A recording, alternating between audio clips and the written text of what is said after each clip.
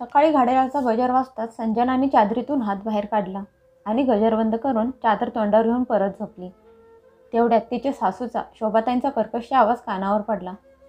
अगं सुनबाई, तुझं काही डोकं फिरलं आहे का? आज कुठे आहेस, काय करत आहेस याची तुला खबर तरी आहे का? सकाळ झाली आहे. डोळे उघड आणि उठून घड्याळात बघ, सकाळचे 9 वाजले आहेत.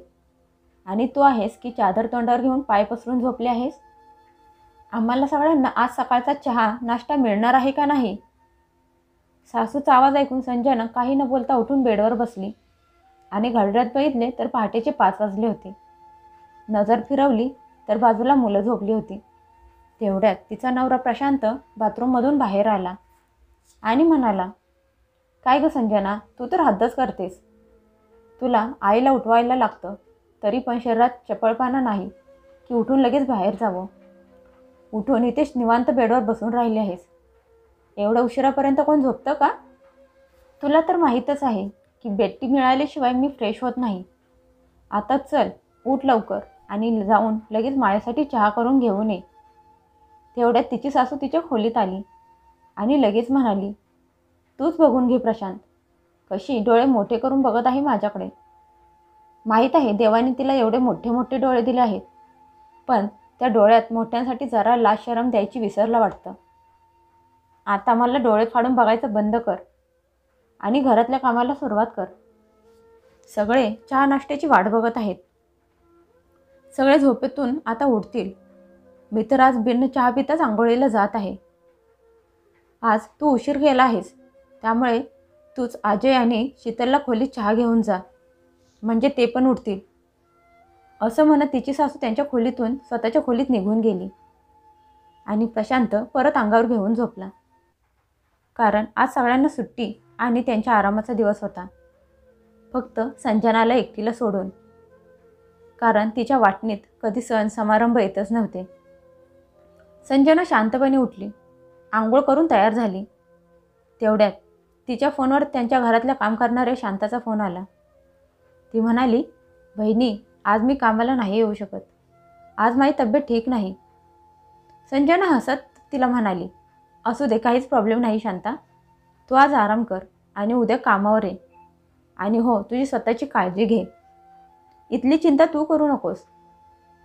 संजनाचं एवढं प्रेमळ बोलणं ऐकून तिला राहवलं नाही आणि ती पटकन म्हणाली, काय झालं बहिणी, तुम्ही माझ्यावर रागावलं नाहीत?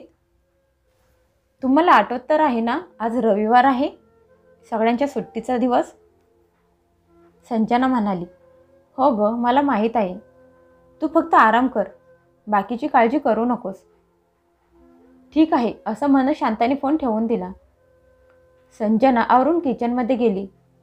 बघितलं तर बेसिनमध्ये रात्रीची खरकटी भांडी पडलेली होती. ती भांडी तिच्याकडे बघून तिला चिडवत आहेत असं तिला वाटलं. तिने पण त्यांना चिडवत तिची पर्स काढली आणि म्हणाली, आज मी तुम्हाला स्वच्छ करणार नाही. असं म्हणत पर्स खांद्याला अडकून घरातून निघून गेली. संजना, चहा कुठे आहे? सगळ्या घरात तिच्या नावाचा गजर चालू होता, पण परत उत्तर न मिळाल्यामुळे तिची सासू रागात उठून फणफणत स्वतः किचनमध्ये गेली. बघितलं तर किचनमध्ये संजना कुठंच दिसत नव्हती. त्यांनी रागात तिला सगळ्या घरात शोधलं, पण ती घरात कुठेच नव्हती. तिची सासू रागात पाय आपटत भुणभुण करत प्रशांतच्या खोलीत गेली आणि त्याला म्हणाली, कुठे आहे महाराणी? सकाळ सकाळी तिचा घरात कुठेच पत्ता नाही, कुठे गायब झाली? एवढा ऐकून आळस देत प्रशांत त्याच्या आईला म्हणाला, आई, इथेच कुठेतरी घरात असेल, कुठे जाणार आहे ती? मुलाचं बोलणं ऐकून त्याची आई म्हणाली, अरे, अगोदर तुझे डोळे उघड. मी सगळ्या घरात तिला शोधली, घरात कुठेच दिसत नाही, म्हणून तर तुझ्याजवळ तुला विचारायला आली आहे. हे ऐकून प्रशांत झोपेतून जागा झाला आणि डोळे चोळत त्याने संजनाला फोन केला. तिच्या फोनची रिंग वाजत होती, पण तिने फोन उचलला नाही, म्हणून प्रशांतचे मन घाबरायला लागलं. नंतर थोड्या वेळानंतर संजनाने फोन उचलला. फोन उचलले प्रशांत रागात संजनाला म्हणाला, तुझं डोकं तर ठिकाणावर आहे ना? कुठे असशील तिथून आत्ताच्या आत्ता घरी परत ये. नवऱ्याचं बोलणं ऐकून संजना फक्त एवढंच म्हणाली, आता बिझी आहे, नंतर फोन करते. असं म्हणत तिने फोन ठेवून दिला. खरं तर संजनाच्या लग्नाला 12 वर्ष झाली होती. तिच्या सासरी तिचे सासू सासरे सोडून तिचा धाकटा दीर, त्याची बायको आणि त्यांचा 4 वर्षाचा मुलगा आणि संजनाची 2 मुलं आणि तिचा नवरा एवढे लोक राहत होते. घरात साफसफाई, कपडे, भांडी करायला बाई येत होती. पण घरातली बाकीची सगळी कामं, 3 मुलांची जबाबदारी, राशन, चहा, नाश्ता, जेवण, घरातला बाजार सगळं काही एकटी संजना बघत होती. ही सगळी जबाबदारी तिच्या एकटीच्या खांद्यावर होती. कारण संजनाची धाकटी जाऊ शीतल नोकरी करत होती. शीतलला किचनमध्ये काम करण्याची जरा पण इच्छा नसायची आणि तिला किचनमधलं कुठलंही काम करता येत नव्हतं. पण शीतलने कधी संजनाचा अपमान केला नाही. तिने कितीतरी वेळा घरातल्या लोकांना घरात मदत करायला सांगितली, पण सगळ्यांनी हात वर केले. तिला चांगलंच माहीत होतं, एका शहरात सगळे पाहुणे असल्यामुळे पाहुण्यांचं येणं जाणं सारखंच चालू असतं. त्यामुळे त्यांचा पाहुणचाराबरोबरच 3 मुलांची देखभाल करणं काही सोपी गोष्ट नाही. त्यामुळे ती प्रत्येक वेळी संजनाला म्हणायची, ताई, जोपर्यंत तुम्ही स्वतःसाठी उभे राहणार नाहीत तोपर्यंत कोणीही तुमच्यासाठी काही करणार नाही. मग ते सासर असू दे किंवा समाज, नाहीतर ऑफिस. इकडे स्वभावाने कंजूस असलेल्या तिच्या सासूला असं वाटायचं की घरात जेवण बनवण्याव्यतिरिक्त दुसरं कुठलंच काम नसतं. मग जर संजना नोकरी करत नाही तर तिने घरातली कामं करावीत. सगळ्या घरात फक्त तिची सासूचे राज्य चालत होतं. त्यामुळे त्यांच्या विरोधात कोणी जात नव्हतं. संजनाला घरातली कामं करण्यात काहीच प्रॉब्लेम नव्हता. पण ती नोकरी करत नाही या गोष्टीवरून तिच्या सासूचे तिला सारखे सारखे टोमणे मारणे ते तिच्या मनाला खूप टोचत होते. तिला प्रत्येक कामात टोचणं, तिच्या प्रत्येक कामात चुका काढायची तिच्या सासूला सवय झाली होती. कधी जेवण बनवताना संजनाकडून काही चूक झाली तर लगेच टोचून बोलत असायच्या. म्हणायच्या की तू तर काही कमवत नाहीस, तर कमीत कमी जेवण तरी चवीचं बनवत जा, चांगलं जेवण बनवायला शिक. कधी संजना आजारी पडली तर तिची सासू तिला म्हणायची की पहिले कामावर ऑफिसला जाणाऱ्या लोकांचा चहा नाश्ता करून त्यांचे डबे देऊन घरातून जाऊ दे, मग बस दिवसभर आराम करत. तुला घरात अजून दुसरं काम तरी काय असतं आराम करण्याशिवाय? तुला काय माहीत कामावर जाणं काय असतं? संजनाला सगळ्यात जास्त राग तेव्हा यायचा जेव्हा तिचा नवरा प्रशांत त्याच्या आईच्या होला हो देत असायचा. काल रात्री पण तेच झालं. संजनाने दिवसभर काही खाल्लं नव्हतं. कमजोरी आणि डोकं दुखत असल्यामुळे तिची खूप वाईट अवस्था झाली होती. पण घरात तिचा त्रास, दुःख समजून घेणारं कोणीच नव्हतं. तब्येत ठीक नसल्यामुळे दुपारी ती जरा खोलीत जाऊन पडली होती आणि तसाच तिचा डोळा लागला. त्यामुळे तिच्या सासूला संध्याकाळचा चहा जरा उशिरा मिळाला. संजना चहा घेऊन तिच्या सासूच्या खोलीत गेली. तिला बघून तिच्या सासूचं तोंड सुरूच झालं. तिची सासू तिला म्हणाली, तुझ्या बापाने कुठे कुबेराच्या खजान्याने माझं घर भरलं आहे. जेव्हा तुला बघावं तेव्हा तुला संधी मिळाली की तू तुझ्या खोलीत जाऊन AC चालू करून महाराणीसारखं आरामात बेडवर पसरलेली असतेस. तुझ्या माहेरात कधी AC बघितला तरी आहेस का? कधीच कुठलं काम वेळेवर करत नाहीस. कुठले काम करायच्या लायकीची नाहीस तू. शीतलला बघ, येताना पैसा दागदागिने भरपूर घेऊन आले आहे आणि 4 पैसे पण कमवून घरात घेऊन येते. सासूचं बोलणं ऐकून संजनाचे डोळे पाण्याने भरून आले. ती भरल्या आवाजात सासूला फक्त एवढेच बोलू शकली की आज माझं पाठ आणि डोकं खूप दुखत आहे, त्यामुळे जरा आराम करायला खोलीत गेले होते. तेवढ्यात शीतलचे आई वडील आणि संजनाची नणंद आणि तिचा नवरा सगळे पाहुणे एकत्र आले जे त्या शहरात राहत होते. संजनाने सगळ्यांना चहा नाश्ता करून खायला दिला. तोपर्यंत शीतल पण कामावरून घरी आली. शीतलचे आई वडील तिला भेटून त्यांच्या घरी जायला निघाले होते. तेवढ्या शोभाताई त्यांना म्हणाल्या, अरे आत्ता लगेच कुठे निघाला आहात? आत्ताच आला आहात तर रात्रीचं जेवण करूनच परत जा. यावर शीतलची आई म्हणाली, नको शोभाताई, आम्ही परत कधीतरी जेवायला येऊ. आज तर न सांगता मुलीला भेटायला आलो आहोत. आत्ता तर सगळे ऑफिसमधून घरी थकून आले आहेत, त्यांना पण आरामाची गरज आहे. शोभाताईंनी शीतलच्या आईच्या हाताला धरून खाली बसवत म्हणाल्या, अरे हे काय बोलत आहात तुम्ही?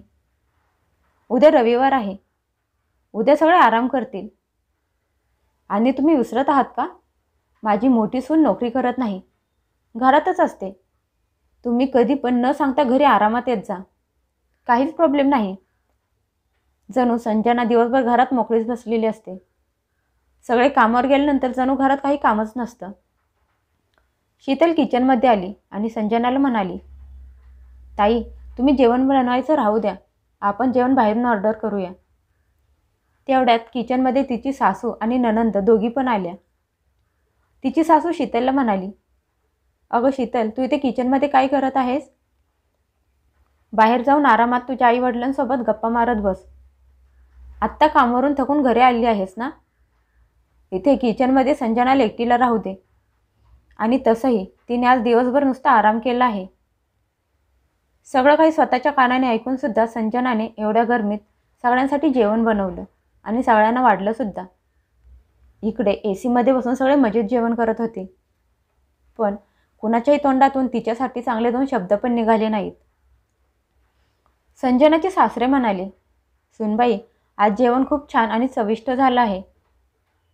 तेवढ्यात तिची सासू मध्येच बोलत म्हणाली, अहो, तुम्ही पण काहीही बोलत असता. तिने कुठले मोठं काम केलं आहे? ते तर घरात बसून असणाऱ्या सगळ्याच बायका करत असतात. तसंही तिच्या सासऱ्यांचे त्यांच्या बायकोच्या समोर काहीच चालत नव्हतं. आज तिची सासू सगळ्यांसमोर तिला एवढं बोललेली ऐकून तिला त्यांचा खूप राग आला होता. तिने मनाशी पक्क केलं की तिच्या सासूला वर्किंगचा अर्थ काय असतो ते दाखवून द्यायचं. म्हणून तर आज सकाळी सकाळी संजना कुणालाही न सांगता घरातून निघून गेली होती. दुपारी 4 वाजता जेव्हा ती घरी परत आली तेव्हा तिने बघितलं की घरात कामाचा नुसता राडा पडला होता. सकाळपासून घराची साधी साफसफाई पण झाली नव्हती. सगळ्या घरात पसारा पडला होता. दुपारच्या जेवणात फक्त खिचडी भात बनवला होता. ती पण बेचव असल्यामुळे कोणीही खाल्ली नव्हती. मुलं तर वरच्या खाण्यावरच होती. तिला घरी आलेली बघून तिची सासू आणि नवरा डोळे मोठे करून तिच्याकडे बघत होते. तेवढ्यात तिची सासू तिला म्हणाली, सुनबाई, सकाळपासून कुठे गेली होतीस? तिची सासू तिला टोमणा मारत म्हणाली, घरात कुणालाही न सांगता महाराणी कुठे गेला होता? तुला माहीत आहे ना आज रविवार आहे, सगळ्यांच्या सुट्टीचा वार. सगळेजण घरात असल्यामुळे घरात किती काम असतं. पण नाही, महाराणी सगळं सोडून घरातून निघून गेल्या. जरा पण काळजी नाही. संजना काही न बोलता तिच्या खोलीत जायला लागली. तेव्हा परत तिची सासू म्हणाली, खबरदार सुनबाई, खोलीत गेलीस तर अगोदर किचनमध्ये जा आणि आमच्या सगळ्यांसाठी चहा आणि काहीतरी खायला करून घेऊन ये. सकाळपासून चहा न पिल्यामुळे डोकं खूप दुखत आहे. काम करून करून माझी हालत खराब झाली आहे आणि त्यात अजून या पोरांनी त्रास दिला आहे. गोंधळ करून सगळं घर डोक्यावर घेतलं आहे. शोभाताईंचा आवाज ऐकून सगळे हॉलमध्ये जमा झाले. संजना सगळ्यांच्या समोर तिच्या सासूला म्हणाली, सासूबाई, मी तर घरात फ्रीमध्ये नुसती पडून असते. म्हणून मी विचार केला की घरात नुसते मोकळे बसण्यापेक्षा जाऊन मैत्रिणींना भेटून यावं. अशी खूप दिवसांनी सगळ्या जुन्या मैत्रिणींना एकत्र बसून गप्पा मारल्या. मी चहा नाश्त्यात दुपारचं जेवण सगळं करून आले आहे. त्यामुळे आता मी चहा नाश्ता खायला काहीच बनवणार नाही. आणि राहिली गोष्ट घरातल्या कामांची, तर तुम्हीच तर सगळ्यांना सांगत असता की घरात कुठे काय काम असतं. काहीच काम नसतं. आणि ज्या कामासाठी तुम्ही एवढ्या रागावला आहात ते काम एवढी सगळी वर्किंग लोक मिळूनसुद्धा करू शकली नाहीत. मग मी एकटी ही सगळी कामं कशी करू शकते? तुम्ही बोलत असताना की मी वर्किंग नाही आणि जी वर्किंग नाही ती सगळी कामं कशी काय करू शकते? बायकोचं बोलणं ऐकून प्रशांत रागात ओरडत म्हणाला, हे काय फालतू बोलत आहेस तू आईशी? पण आज संजनाची सहनशक्ती संपली होती. म्हणून ती पण सगळ्यांच्या समोर तिच्या नवऱ्याला प्रशांतला म्हणाली, अहो, ओरडू नका. मला पण ओरडून बोलता येतं. आवाज माझा पण मोठा होऊ शकतो. काय चुकीचं बोलत आहे मी? सासूबाई प्रत्येक वेळी असंच बोलत असतात. येणाऱ्या जाणाऱ्यांना, शेजाऱ्या पाजाऱ्यांना, नातेवाईकांना सगळ्यांना त्या हेच सांगत असतात की माझी मोठी सून नुसती घरात बसलेली असते, नोकरी करत नाही. घरात तर काहीच काम नसतं. पण घरात जेवण, चहा, नाश्ता बनवणं, सगळ्यांना वाढणं, मुलांना सांभाळणं, त्यांचं खाणं पिणं आंघोळ अजून माहीत नाही अशी घरात किती छोटी मोठी कामं करायला असतात. पण ती तर सगळी काही कामं नसतात. त्यामुळे मी पण ठरवलं आहे की मी पण आता नोकरी करणार. नोकरी करून घरात 4 पैसे आणून देणार. कारण आयुष्यात फक्त पैसा कमवायचं हे एकच काम असतं. बाकी तर अजून कुठलंच काम नसतं. या थोड्या पैशांच्यामुळेच या घरात मला आणि माझ्या माहेरच्या लोकांना कधीच मानसन्मान मिळाला नाही, इज्जत मिळाली नाही. त्यामुळे आता मी पण नोकरी करून 4 पैसे या घरात आणून देणार आणि सासूबाईंना वर्किंग वुमन बनवून दाखवणार. बायकोचं बोलणं ऐकून प्रशांत म्हणाला, अच्छा, म्हणजे तू आता आम्हा घरातल्या लोकांना धडा शिकवणार आहेस. पण तू हे विसरत आहेस की ही सगळी कामं पैसे देऊन पण करून घेता येतात. मग तर तुझी काही गरजच नाही आम्हाला. तेवढ्यात मागून शीतल तिच्या धीराला म्हणाली, भाऊजी, तुम्ही खूप चुकीचं बोलत आहात. कुणाला पैसे देऊन पण ताईंची एवढी कामं कोणीही करणार नाही आणि नाही तुमच्या सगळ्यांचं एवढं वाईट कडू बोलणं ऐकून घेणार आहे. अगोदर ज्या आपल्या ठरलेल्या सुट्ट्या आहेत ना, त्यापेक्षा अजून सुट्ट्या द्यायला लागणार आणि त्यांना सांभाळून घ्यायला लागेल आणि माहीत नाही अजून कितीतरी समजून घ्यावे लागेल. किती लाजेची आणि तुच्छ गोष्ट आहे की या घरात अजून पण ताईंची किंमत कुणालाच कळेल नाही. त्यांची किंमत समजून पण अजून पण तुम्ही सगळी लोक त्यांनाच कमीपणा दाखवण्याचा प्रयत्न करत आहात. एक वेळचं काम फक्त त्यांनी केलं नाही तर आपल्या सगळ्यांच्या सोबत हे घर मुलं सगळं अस्तव्यस्त पडलं आहे. नजर फिरून परत एकदा या घरातल्या माणसांकडे बघा. एक घरातली करती स्त्री नसल्यामुळे या घराची आणि या घरातल्या माणसांची काय अवस्था झाली आहे. आज सगळ्यांना या घटनेतून चांगलीच अद्दल घडली होती. खास करून संजनाच्या सासूला. तिला याची जाणीव झाली होती की कितीही झालं तरी घरात करायला खूप कामं असतात की जी संजना आजपर्यंत कधीच कसलीच तक्रार न करता करत होती.